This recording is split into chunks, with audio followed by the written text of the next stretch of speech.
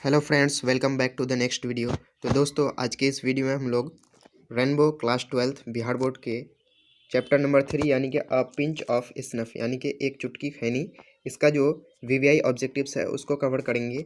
ये जो है अ पिंच ऑफ स्नफ लिखा गया है मनोहर मालगांवकर के द्वारा, जो कि 12th क्लास के लिए है, बिहार बोर्ड वालों के लिए। और ये चैप्टर नंबर 3 है और इसका पार्ट 1 है ये, इसके बाद इसका पार्ट 2 भी आएगा। तो दोस्तों, आपको अगर वीडियो अच्छा लगेगा तो आप वीडियो को लाइक कीजिएगा, शेयर कीजिएगा और चैनल को सब्सक्राइब कर दीजिएगा। तो चलिए दोस्तों, शुरू करते हैं। पहला क्वेश्चन है दोस्तों, a pinch of snuff has been written by, यानी कि पिंच ऑफ स्नफ जो है वो लिखा गया है किसके द्वारा? तो इसका जो राइट आंसर होगा ऑप्शन नंबर बी, यानी कि मनोहर मालगांवकर के द्वारा अ पिंच ऑफ स्नफ लिखा गया है। अगला क्वेश्चन है, Nanu Kaka came to Delhi for dash days. Nanu Kaka Delhi आए थे कितने दिनों के लिए? तो इसका जो राइट आंसर होगा ऑप्शन नंबर ए, यानी कि 2 और 3 डेज, यानी कि 2 या 3 दिनों के लिए वो दिल्ली आए थे। अगला क्वेश्चन है, मालगांवकर इज लिविंग इन, यानी कि मनोहर मालगांवकर जो है वो कहाँ रह रहे थे? तो इसका जो राइट आंसर होगा ऑप्शन नंबर डी, यानी कि दिल्ली में रह रहे थे।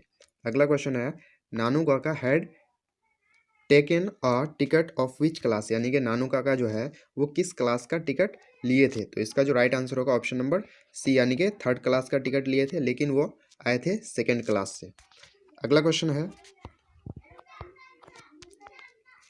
Who has come to stay with the narrator for 2 और 3 डेज, यानी कि कौन जो है लेखक के साथ रहने के लिए आए थे 2 या 3 दिनों के लिए? तो इसका जो राइट आंसर होगा option number who has come to stay with the narrator for 2 और 3 डेज, यानी कौन नरेटर यानी कि लेखक के साथ 2 या 3 दिनों के लिए उसके साथ रहने के लिए आए थे? तो इसका जो राइट आंसर होगा ऑप्शन नंबर ए, यानी कि नानू काका आए थे।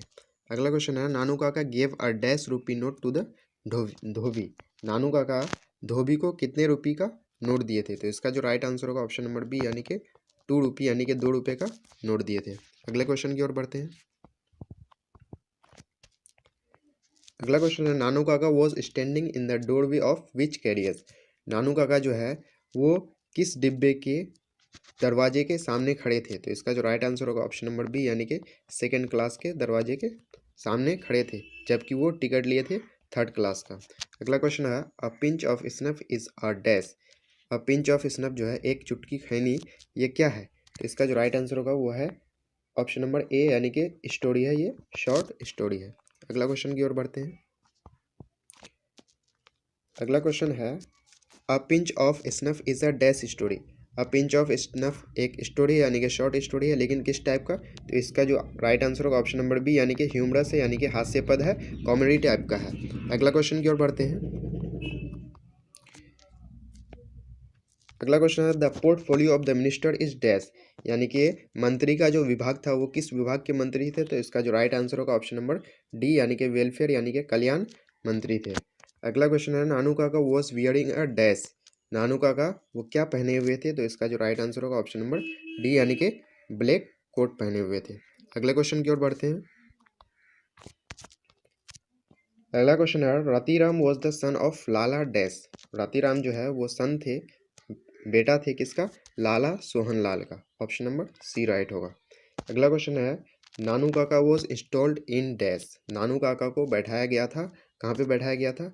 नरेटर्स रूम में, यानी कि लेखक के रूम में ही उसको बैठाया गया था। अगला क्वेश्चन की ओर बढ़ते हैं। अगला क्वेश्चन है, Nanu Kaka was the dash of narrator's mother. Nanu Kaka जो है वो नरेटर की अम्मी का, यानी कि लेखक की अम्मी का, माता का कौन था? तो इसका जो राइट आंसर होगा ऑप्शन नंबर सी, यानी कि ब्रदर थे। अगला क्वेश्चन है, who does not see people for weeks और मंथ, यानी कि कौन लोगों से सप्ताहों महीनों से नहीं मिलते हैं? तो इसका जो राइट आंसर होगा ऑप्शन नंबर सी, यानी कि मिनिस्टर जो है लोगों से सप्ताहों महीनों से नहीं मिलते हैं। तो इसका राइट आंसर होगा ऑप्शन नंबर सी, यानी कि मिनिस्टर। अगला क्वेश्चन है, नानू काका वॉज डैश। नानू काका जो है वो क्या थे? तो इसका जो राइट आंसर होगा ऑप्शन नंबर सी, यानी कि डेक्कनी ब्राह्मण, यानी कि दक्षिणी ब्राह्मण थे। अगला क्वेश्चन है, Nanu Kaka had taken a dash for his sister. Nanu Kaka अपनी बहन के लिए क्या लेके गए थे? तो इसका जो राइट आंसर होगा ऑप्शन नंबर सी, किटन, यानी कि बिल्ली का बच्चा। अगला क्वेश्चन की ओर बढ़ते हैं। अगला क्वेश्चन है Manohar Malgonkar is a dash writer. Manohar Malgonkar जो थे वो एक राइटर थे, तो इसका राइट आंसर जो होगा ऑप्शन नंबर डी यानी कि इंडो एंग्लियन राइटर थे। अगला क्वेश्चन है हु एस्कॉर्टेड नानू काका टू द स्टेशन यार्ड। कौन जो है नानू काका का स्टेशन यार्ड में रक्षा किए थे, पहरेदारी किए थे, तो इसका जो राइट आंसर होगा ऑप्शन नंबर सी यानी कि टीसी टिकट कलेक्टर जो है वही नानू काका का उसमें रक्षक थे। क्वेश्चन है दोस्तों Nanu Kaka had come to Delhi to, यानी कि नानू काका जो है दिल्ली आए थे किस लिए, तो इसका जो राइट आंसर होगा ऑप्शन नंबर सी यानी कि सी सम मिनिस्टर्स, यानी कि कुछ मिनिस्टर्स से मिलने के लिए आए थे। अगला क्वेश्चन है both the narrator and Nanu Kaka had gone to dash auto dealer to buy a car.